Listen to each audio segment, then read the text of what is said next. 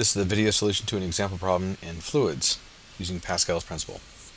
A system of two tanks are connected by a skinny pipe, and that system is sealed from the outside. Air is pumped into tank A on the left.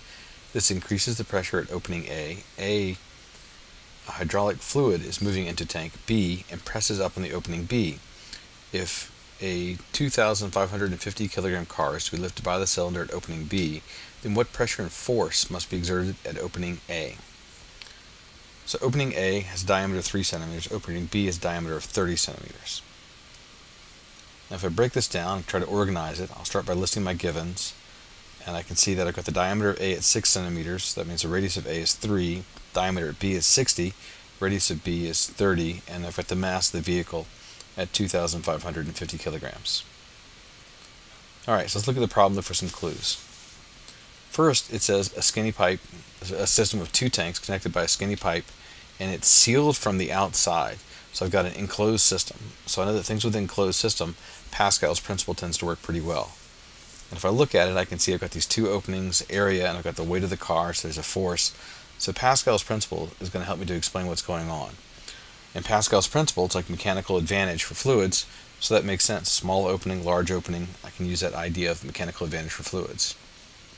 So great. So now I can use Pascal's principle. I know that the pressure at A is equal to the pressure at B, and F over A is equal to the force at A and the area at A is equal to the force at B divided by the area at B. So if I replace the area with the area of a circle, pi r squared, and then once I have that, I can look at the force at B. Well, that's due to the weight of the car, which is the mass times gravity of the car itself. So the mass of B, that's the car, times G divided by the area at that pipe.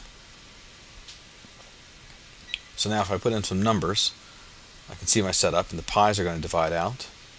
Do a little bit of math, and I can find that the force at A, that narrow pipe, is 249.9 newtons.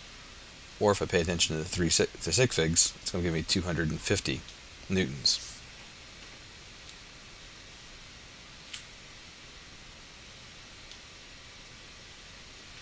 Now your paper, what it should look like is something like this.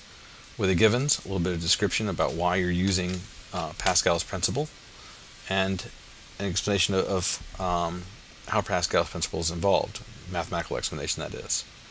Everything's nice, neat, organized, follow the columns, kind of like the way it's done in a magazine or newspaper, so it all makes sense.